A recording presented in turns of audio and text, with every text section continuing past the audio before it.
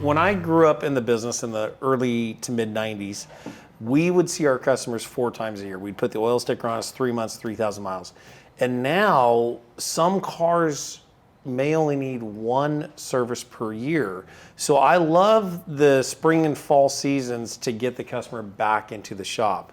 And one of the questions that always, clients ask me is, hey, how do we get more business? How do we make calls? And for me, I'm not a fan of just making outbound just sales calls. Like, customers hate those. So I want to have a reason. I want to have a purpose behind it. So this is a great reason to drum up the old database, customers that haven't been in 12 months to 24 months, to get a campaign going out on that, which is, get ready for fall or winter driving. It's great. Okay, so let's talk about the north first, and then we'll talk about the south. So if you're anywhere that experiences a snow season where customers have their winter tires and their summer tires, basically, right? Non-winter tires, like say in Illinois or anywhere north, I would be storing their rims. Now, we've set up with clients where we charge for that. So we charge a storage, and there's different ways to do that. You can charge for it, or you can make it a part of the benefit of buying the car. Yep. So, but either way, it's a retention tool. And oftentimes 2 things happen. 2 objections come to light when we talk about doing this with a client. One is, we tried that and we lost their wheels or whatever. So you do have to be organized with it. You need to wrap them in plastic and put the customer's RO or information or something inside the plastic, so if it leaks, it rains, whatever, we still know who those belong to. And you have to be proactive and tell the customers ahead of time, book them ahead of time, control the input. So call customers a month out and plan it. Don't let them all just show up at one time, right? That's the other mistake that they make is like, whoa, we just get too much in June or whatever. So you want to plan that out months ahead of time to swap it, but you're going to sell more tires and you're going to sell more alignments, and then they're going to come in for the other stuff. The other thing is when you do change the rims in that scenario, inspect the car or truck.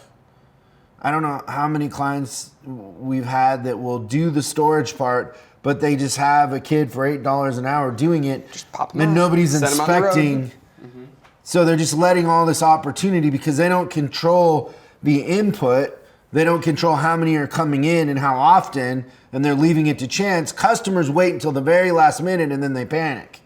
So you got to call them and be ahead of that, right? Yeah.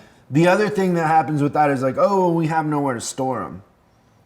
I've never had that be the case. I can find wherever your shop or your dealership is. If I draw a 3-mile radius around it, I can find warehouse space cheap. Right. The retention is worth renting a warehouse for a couple $1,000s a month. It's your advertising budget almost, right? And by the way, your parts manager has time to do this. Jeremy will tell you. I'm speechless to that one. Not going to say anything about it. I have a question. Parts one? You've submitted to parts? No, I have not submitted to parts. I will fight that battle till the end. Well, and all joking aside, I find that parts managers, once they accept this task, are pretty good at figuring it out. Well, I was going to say that they fight it at first. The people that complain about losing tires, they probably put the parts manager in charge of that system the first year. They just don't have a system to wrap them. You got to wrap them in plastic so they're all together. Yep, and so they don't walk. You have to commit to it. So you have wrap to have them and tag them. Yeah. Kind of like a dead body. Yeah. And get a place that we'll have clients, they'll have one container, like, the containers on the back of a semi. They'll have one overflowing with them. You can't get in and out of it. Yeah. You gotta put them somewhere where they're inventoried and you can easily get to them. And then if you call months out and schedule it, then you have them brought over and you're ready to go. Yep. It's really easy. I've yet to find the limit of how much you can charge to store and mount and balance. I think the most we've charged is $3.99. And it wasn't a deterrent. Yeah, I feel like $100 is probably the thing I hear the most, somewhere around that zone. But that is not the top of the market. No, it's not. But the thing and when customers say like, oh, we don't have anywhere to store them, I'm always like, just charge more.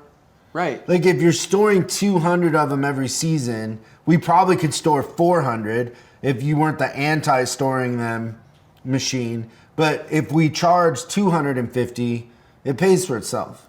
Hands down. I think that that's the big thing too, is that you recognize like in your market, if it's urban, like there's a way more of a demand for that than somebody that, you know, might be out in a rural area and they have more storage area. But I just want, like, it's that dehorsing thing that we used to talk about when I was in sales, like get the customer out of whatever it is that they have and then they're a captive audience, but they're always going to be coming back. So the other thing that I noticed too, to your point about scheduling things, is with my clients up north, when do they get the big rush of tires?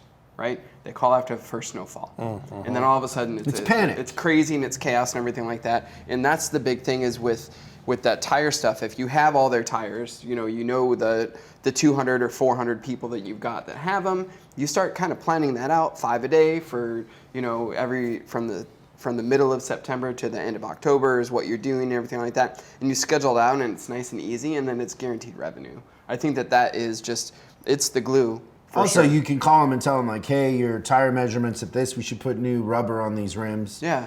So you can be ahead of it. Yep. I love how Jeremy is agreeing like he knows what we're talking about, but he's never experienced tire season in Chicago. Oh, that's right. I forgot you haven't really been up in the cold areas. Well, wait, before. now, I've been coaching for a lot of years, and I've had clients. I've been in New Hampshire when they've gone through this, so I understand. One of the interesting things about down, in the States, at least I know north of the border, it's like very consistent. But a lot of times, like in New England, they do wait for that big first snowfall to trigger it. And some customers may not want to schedule it because they're like, well, if it's still 60 degrees outside, I'm going to, burn the tires up. I'm going to wait till we get snow on the ground, stuff like that. But that's easy to overcome. You just say, hey, we need to get ahead of this because when it does happen, everybody wants to come in at one time and you don't want to be stuck and we might have to have you wait a couple days. So you just tell the customer the truth. Do you like how I let him into that role play? He loved the role play, you dirty dog. Wow, yeah. See, right there. Now, the other thing is package. So you mentioned selling more alignments. I would have a package that has all that pre-built into it, which is maybe an annual service package with the alignment and everything built into one, so you're not having to make a lot of different presentations. Yeah.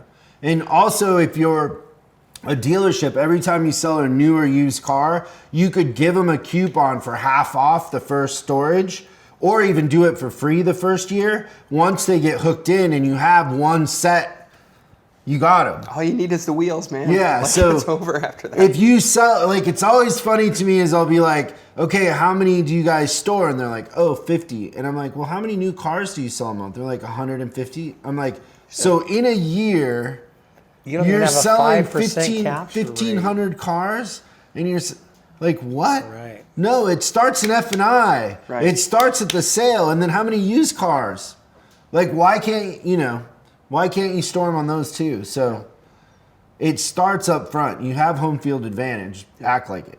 Yeah, I think from the time of the sale, like the dealers that we see do it the best are the ones that during the sales process, they're actually selling the winter tires and wheels right on the thing, and the customer never even sees it. It's like, oh, we'll let you know when it's getting close to time to put on. We've already got them stored and your name's on it and everything like that. Like they're yours in service forever, and they haven't even left the dealership from the sale. And now's the time to think about it. We're talking about it early to give you a head start. Now, oh, go ahead. Well, independence, this can be a competitive advantage to where if you want to break into this market, come up with a very unique marketing campaign to start to take some of this market share away. So if you're not storing tires, think outside the box and find a place to do it and create that as another revenue stream. Because if you can add 300 or 400 sets of tires that you're storing, I mean, that's a golden opportunity to do a full inspection on the car and meet a customer, really build a great relationship with them, and pull that car out of the dealership. Maybe the independents can get to a 95% attrition rate where we take in 95% of the cars out of the dealerships. Instead of 80? Instead of 80, yeah. Thank you so much for watching this clip of Service Drive Revolution. Now you can catch the full episode on YouTube, iTunes, or Spotify, or wherever you consume your podcast. If you have any questions, go ahead and post them in the comments below. Make sure you subscribe and hit the bell icon so you're notified when we post new episodes. I'm Chris Collins, and you can find me on Facebook and Instagram at Chris Bulldog Collins. And I'll see you again on the next episode.